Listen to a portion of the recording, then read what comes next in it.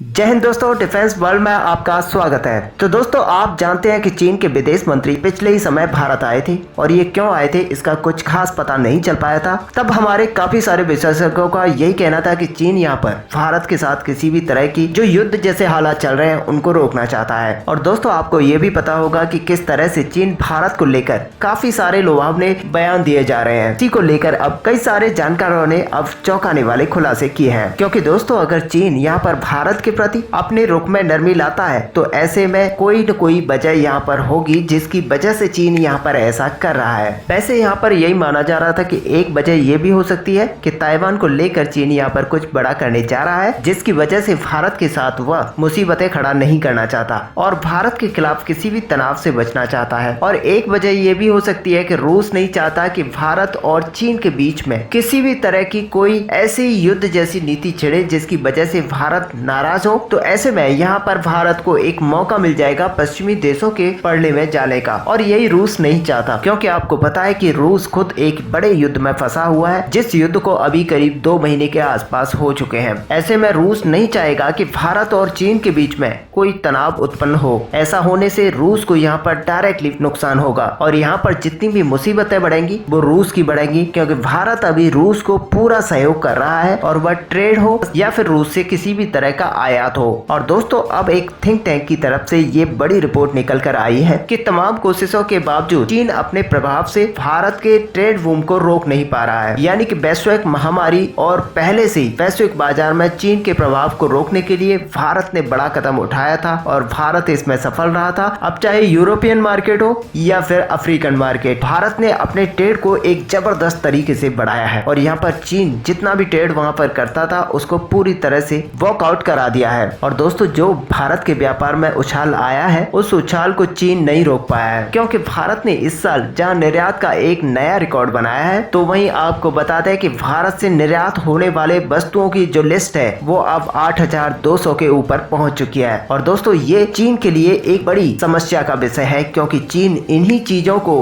अभी तक निर्यात करता था और एक बड़ा मोटा मुनाफा कमाता था, लेकिन भारत उसी मोटे मुनाफे में अब सेंध लगा चुका है और चीन की जो ट्रेड थी उसको करीब करीब खत्म करने की कगार पर पहुंचा दिया है। और दोस्तों, 8,200 प्रकार की चीजों वस्तुओं का जो निर्यात अभी भारत कर रहा है वो अक्सर ही चीन की तरफ से किया जाता था। आपको पता है कि भारत अपनी इकोनॉमी को 5 ट्रिलियन के पास ले जाना चाहता है, और जिसकी वजह से भारत लगातार एक्सपोर्ट पर बड़ा ध्यान दे रहा है और अपनी चीजों को ज्यादा से ज्यादा बड़ी मात्रा में यहाँ पर एक्सपोर्ट करने की बात कर रहा है। आपने 2 दिन पहले ये भारत की तरफ से अनाउंसमेंट सुना होगा कि भारत ने रसिया को एक बड़ी ट्रेड यानी कि अपनी वस्तुओं को रसिया में भेजने का, एक्सपोर्ट करने का जो प्लान बनाया है। और साथ ही भारत जिस तरह से WHO से खाद्य सामग्री विदेशों को भेजने और जो भी देश हैं जिनको इस टाइम जरूरत है उनको प्रोवाइड कराने को लेकर एक रिक्वेस्ट की है, जिसमें अगर WHO पास कर देता है तो भारत बड़ी संख्या में खाने पीने की चीजों को यहाँ पर पूरी दुनिया में एक्सपोर्ट करेगा और ऐसे में भारत की जो ट्रेड है वो कई गुना बढ़ जाएगी।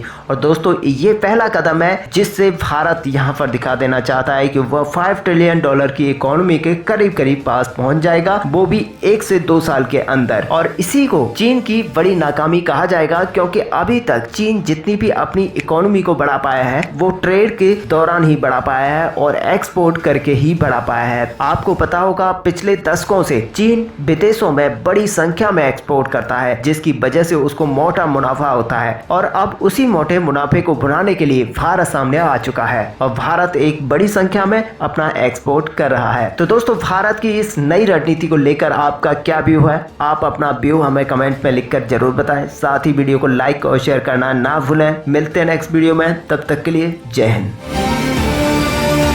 अच्छा सुनो, चैनल को सब्सक्राइब करो, उसके बाद घंटी बजा देना ताकि अगली वीडियो आपसे मिस ना हो पाए। Thank you.